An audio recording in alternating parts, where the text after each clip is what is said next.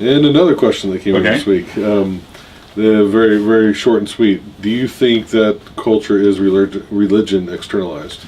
Yeah, that quote comes from Henry Van Til's, I think it's his Calvinist concept of culture, where he said all cultures are religion externalized. And I think that that's very true. Every culture has a cultus at the center.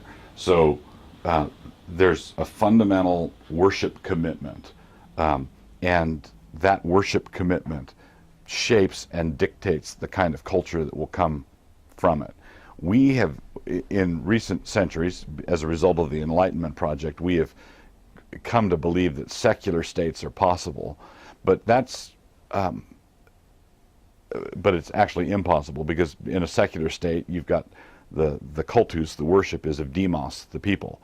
So there's a fundamental ultimate commitment, and that ultimate commitment shapes everything that happens externally. So all cultures have blasphemy laws. We just call them hate crimes, thought crimes.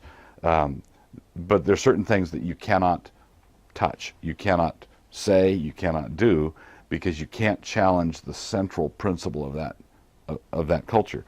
So we think that that's not true because we don't have a temple at the center of every city or a cathedral, and because we have the government, the federal courthouse or something else, we think, well, this is all secular. But it's not.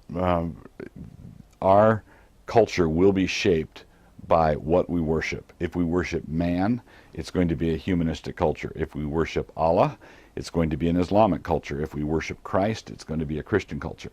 Western culture used to be Christian. There's a lot of Christian residue still, but there's been a shift over the last century or more where we have tried to worship man and develop and build a humanistic culture. And what we call the culture wars are actually clashes over those fundamental commitments that will shape the external culture.